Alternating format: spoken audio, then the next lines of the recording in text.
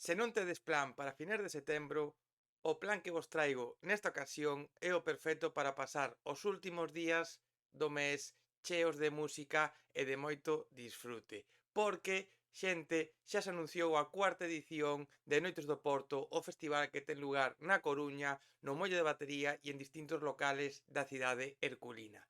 Comezará ou un dos cousiñas que teremos neste festival será as Noites de Flamenco e Jazz que terán lugar no Jazz Filloa e do cal coñeceremos proximamente os artistas que formarán parte.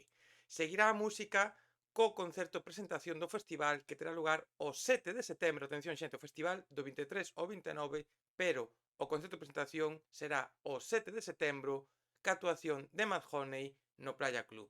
Seguirá a música co que está anunciado polo de agora ca actuación de La Perra Blanco que estará o 25 de setembro na Sala Garufa de A Coruña.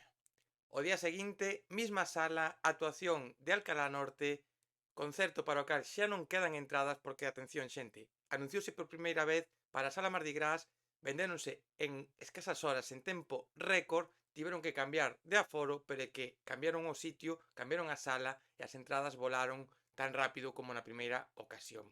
Seguirá a música o venres día 27 ca actuación de Bala que se subirán ao escenario da Sala IN. Ese mismo día, pero no Muelle de Batería, estará actuando De La Osa, un dos artistas do momento do xénero urbano en España. E a última situacións que está anunciada que coñecemos polo de agora é a de Bayuca e de Carlangas e los Cubatas que se subirán o sábado 28 de setembro en ambos os dous casos para presentar o seu último traballo discográfico.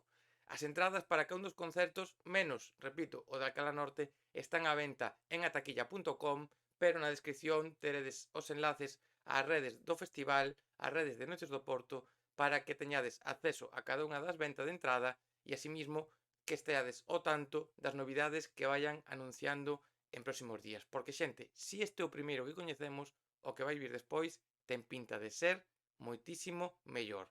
E mira que é difícil, pero pinta a festival top.